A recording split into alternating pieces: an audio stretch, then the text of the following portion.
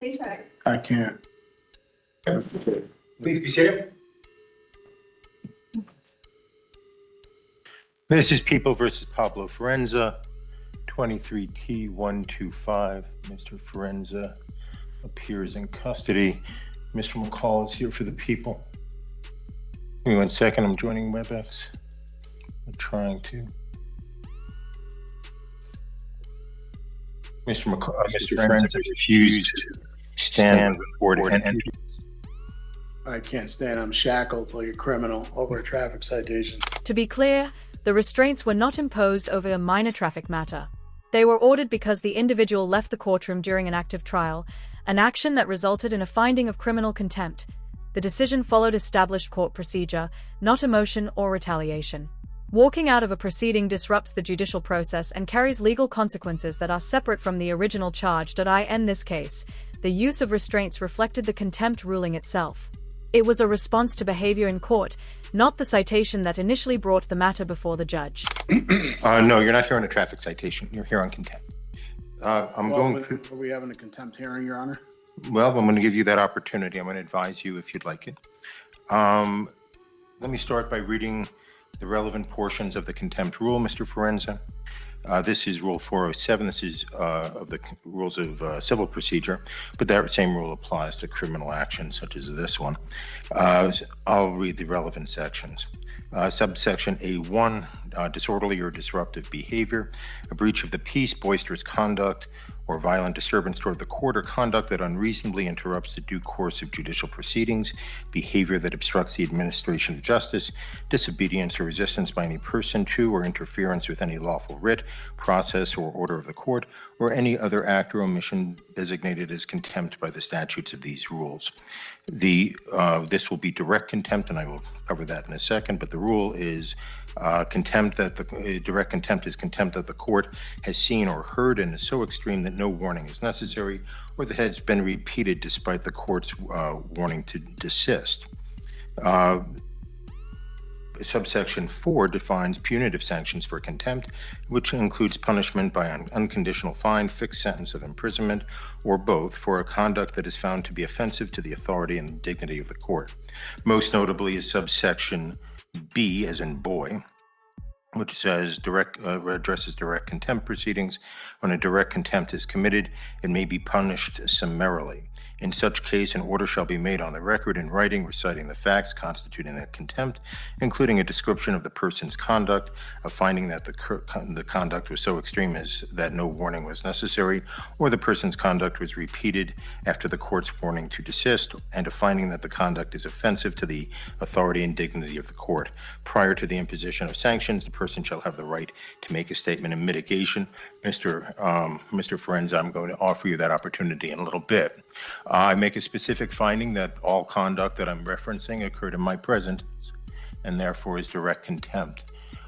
Very specifically, let me make some reference. Mr. Forenza has been disrespectful to the court, to opposing counsel, and even to my clerks throughout the proceeding. He has filed spurious documents, he's made nonsensical arguments, he's been argumentative with the court, but I was willing to let all of that go so we could try the matter.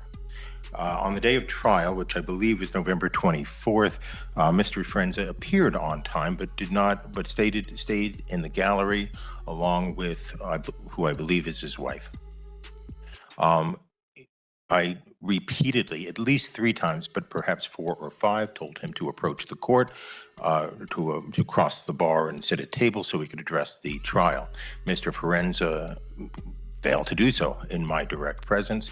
He told me I had no jurisdiction, left the courtroom, and then amazingly was able to leave the building as well. That is certainly one way to make sure he is not walking out of the courtroom today. Securing his hands to his waist sends a very clear message that the situation has changed fast. Sitting there in restraints tends to bring reality into focus very quickly. It makes you wonder if the claims about the court lacking authority will suddenly disappear now that consequences are impossible to ignore. In any event, he has not returned since November 24th, other than a few pleadings that I'm guessing were filed that day or the day before. I've had no interaction with this case since November 24th.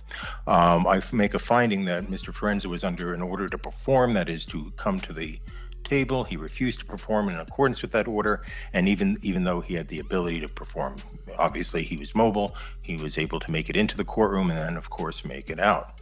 He was repeatedly warned, and I note that. I gave him multiple opportunities to approach, and he disregarded all of them. I make a specific finding that I find Mr. Forenza's conduct to be offensive to the authority and dignity of the court. I make a specific finding that he engaged in misbehavior that rises to the level of obstruction of justice. The behavior happened in my presence.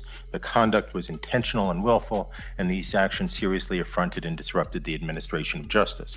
In that regard, I will note that I went and met with the 30 or so jurors who had appeared for the trial that Mr. Forenza simply blew off. I had to explain why that happened, and I had to waste all of their time. I also wasted the time of the witnesses.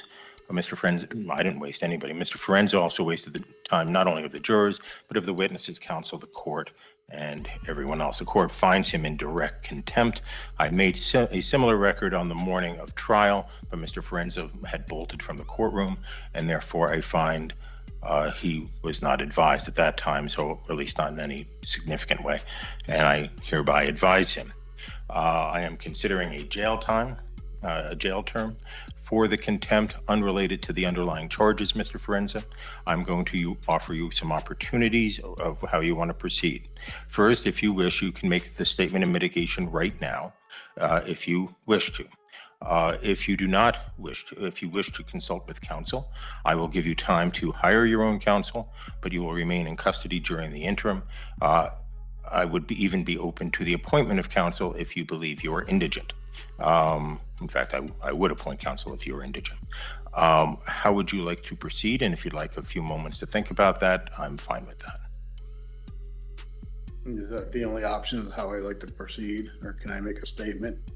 Right, so I'm offering you option one and options 2 and 2A. 2A and 2B. Option 1 is you can make your statement of mitigation right now, right? And without counsel, the only person in the room other than court staff and the deputy is Mr. McCall. We are live streaming. You can make that. If you'd prefer, you can contact an attorney, and I will set this over for a time where you can make the argument through an attorney. Or appoint, that's 2A. And then 2B, if you believe you're indigent, I will appoint counsel. Could you explain indigent, please? I can explain that clearly in simple terms. Indigent means a person does not have the money to hire a private lawyer because their funds are gone or unavailable. It can also apply when someone is in custody on a contempt matter and the court treats them as unable to pay by default. You don't have any money. I'm sorry? You meet the guidelines, you're in custody, and so I can appoint alternate defense counsel to represent you in the contempt proceeding if you are indigent. The actual language is in a Supreme Court guidance, which says Colorado, I'll just read it to you. Colorado Rules of Civil Procedure 107 and 407 provide for the appointment of counsel to an indigent person cited for contempt where a jail sentence is contemplated. I am contemplating a jail sentence, Mr. Forenza. If the court appoints private counsel to prosecute a contempt action, which is not applicable here, or to represent an indigent party for contempt charges, that is relevant here, the judicial department will pay for counsel, as there is no statutory authority for the public defender or alternate defense counsel to represent clients for the sole purpose of contempt. But to qualify, you would have to be indigent, which means you would fit below the guidelines for public defender representation. If you wish, I can print those guidelines out for you.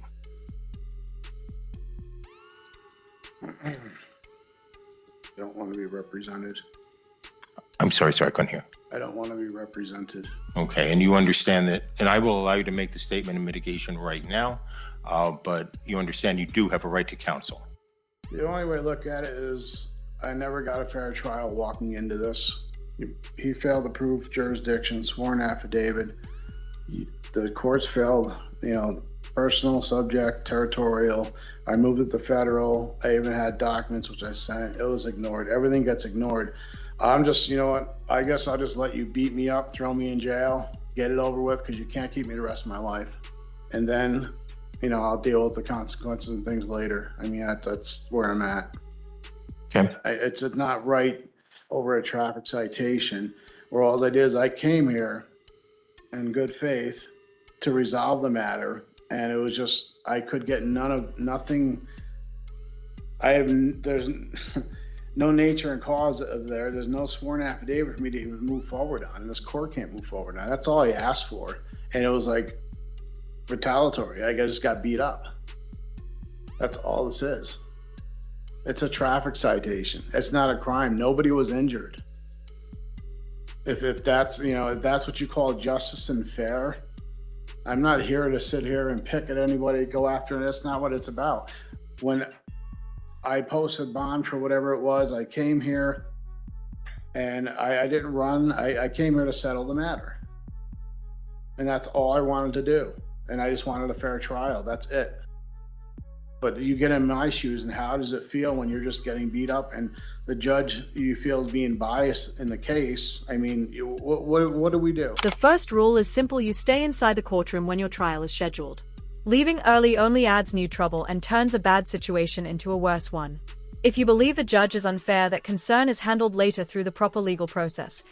Courtroom arguments are not the place to resolve claims of bias or unfair treatment. An appeal after a verdict is how higher courts review what actually happened. Those courts focus on evidence, records, and law rather than emotions or reactions. What else, Mr. Forenza? Nothing else. Mr. McCall, I should have asked you this before I moved to me. Is there anything that people want to say on this? Your Honor, the people spent a good amount of time preparing for this trial. We actually brought the officer from across the state, met with him on the weekend beforehand to prepare for the trial. Officer Carnes was kindly enough, like I said, to drive on his own accord and his own expense to be here. He said he would come back for a retrial. He would request to be flown back, just given the type of the weather that it would be probably when we're done. The people are still open to a plea agreement in this case for the traffic citation. We understand Mr. Forenza's stance as a sovereign citizen of what law he feels applies, but Your Honor, we believe that the traffic laws of Colorado apply in this case. We are more than willing to negotiate a plea agreement to this day, but at this point, Your Honor, that's where the people are, Your Honor. We didn't anticipate any jail in this case. We didn't anticipate anything but to paying the penalties for speeding 25 to 39 over on the Riverside Parkway back in 2023, and the failure license. Your Honor, the speeding ticket, I would even reduce it to 20 to 24 over to keep it in as a traffic infraction. On the contempt. On the contempt, Your Honor. Your Honor, it's been an interesting case for me. I've never had a case that have gone this long with kind of like the lack of being able to move forward. I've never been personally federally attempted to be sued in any case based upon a fee schedule.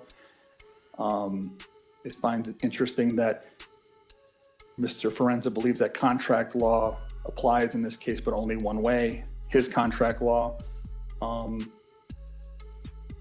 The issue here, Your Honor, on contempt, the people expended a lot of time on this case for a very minor case. I do not like putting someone in jail in this situation. I just don't know if Mr. Forenza will ever show up to a trial again in this case, or any case.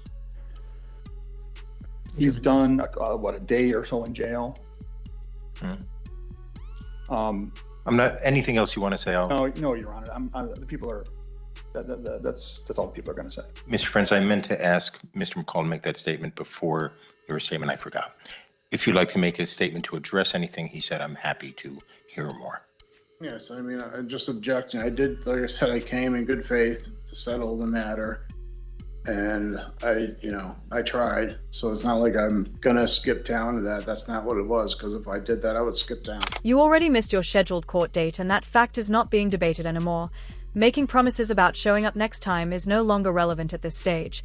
The court is focused on what already happened, not what might happen later. Your failure to appear caused delays and wasted court time and public resources. Because of those actions, the court is addressing accountability rather than release. That is why this proceeding is about contempt of court and not about setting bond. Now, I didn't do that. I came here to put the court on notice, let them know I was in federal jurisdiction. That's what I did. And I stood my ground for that. I have rights, and it's not about my contract. That's not what it is. And him for saying it's contract, and that makes it a commercial matter. So I'm here to settle the matter, set off and discharge. And as a secured party creditor, I have a right to do that. An attorney, in fact, representing the estate. So I would like to do that. Let's settle the matter. Let's just wash this. I'll give you an opportunity to resolve the matter, but we're talking about the contempt right now. I view the contempt as your direct and unequivocal disregard of the court's order. What would you like to say in mitigation of that?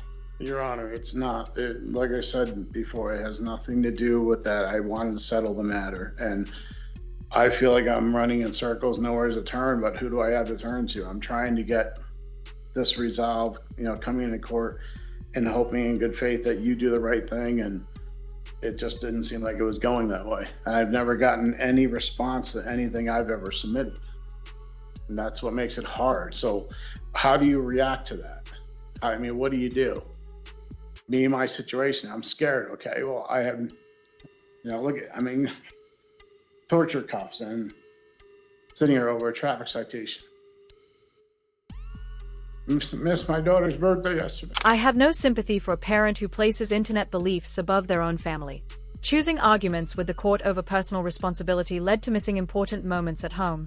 This situation began as a simple traffic issue with no jail time involved at all. It all escalated because of deliberate choices and refusal to follow basic instructions. Sitting in restraints and facing consequences now is the direct result of those decisions. None of this was forced by the system. It was created by ignoring reality and accountability. Anything else, Mr. No. Okay. Court finds the underlying offense can be resolved. As Mr. McCall points out, these cases are frequently resolved on the first appearance for a fine and be done. I find that Mr. Forenza, I don't know about negotiations. That's not my area.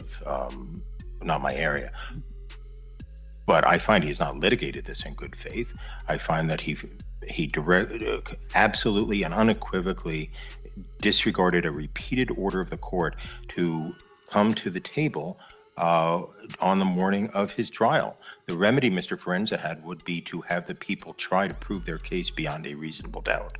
He absolutely positively refused the court's order, despite repeated statements. It follows up a long history of disrespect from Mr. Forenza towards the court, and more specifically, the entire judicial system. I find there to be no good faith by Mr. Forenza. I am not addressing the underlying case. I do know that there's a new speedy trial date in that case. That new speedy trial date is July 8th, 2026. I thought about rescheduling the trial today, but I'm not going to do that. I'll do that at Mr. Forenza's next appearance. As to the contempt itself, and this is only as to the contempt, I note the difficulty. My plan was coming in to give 30 days jail, given Mr. Forenza's statement of indicating of the difficulty this has caused him. I'll reduce that a little bit, but not much. This case, I hereby sentence Mr. For direct contempt. I sentence Mr. Forenza to 25 days in jail. Furthermore, I set this matter for hearing on my next in custody docket I'll put him, though it's going to be a busy day, it doesn't make a lot of difference. Today's the 8th. Yeah, I want to set him in the next round. I'll set him on the Friday, January 23rd, 1 o'clock in the afternoon. Your Honor, we'll set trial at that time. Obligations and things I have to take care of. Can I post bail? I will be here. This proceeding is not about bail or release in any form. The court is addressing punishment for direct contempt of court. Your past actions inside this courtroom are the only issue being considered. Continuing to argue or disrupt only makes th outcome worse. If you want to avoid missing future personal commitments, then cooperation is the only path forward. So noted. I've sentenced you on the contempt, Mr. Forenza. The next issue will be when I see you next time on the 23rd, right, is whether I should release you in custody on bond after the contempt sentence is over. There is a presumption that that you get a personal recognizance bond on a case like this for the underlying case, but that is overcome. And let me read you the language. because this is what you will have to address. I would recommend that you consider counsel. I have recommended that before. You have disregarded me, and that is in so many other things. The specific provision that is of concern to me, again, there's a presumptive personal recognizance bond.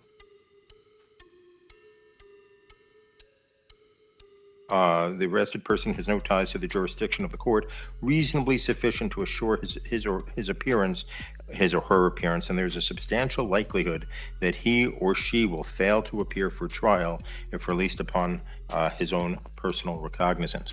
I will address the bond issue if you wish. The people are on notice that I am open to bond, but Mr. Frenza will not be released until the 25 days I feel is like served. this is just retaliation more. And this is what I was afraid of at trial, Your Honor. It's contempt, Mr. This is what I was afraid of. But I wasn't in contempt. I showed in good faith. Okay. I didn't disrespect. I spoke the bare minimum just about jurisdiction. So everything you're saying is that's, your assumption. That didn't happen. I didn't. Have a good day, Mr. Frenza. I have obligations. Okay, you'll be able to address them upon release. Thank you. How am I gonna do that here? I have obligations on the outside that I have to do. Right. You'll be able to address those after your sentence is completed. Thank you, Judge, because outcomes like this send a clear message. Consequences exist to stop others from repeating the same mistakes. Courts are not places for games or internet advice experiments. Every wasted minute costs the system time, energy, and public resources. That brings us to the end of today's video. Here is another court date coming up in a few weeks. At that point we will see whether this lesson actually landed, or whether the same poor decisions continue. If you enjoyed this breakdown, show your support with a like. If it was not for you, feel free to pass on it. Make sure to share your thoughts in the comments below. Subscribe with notifications so you never miss future updates.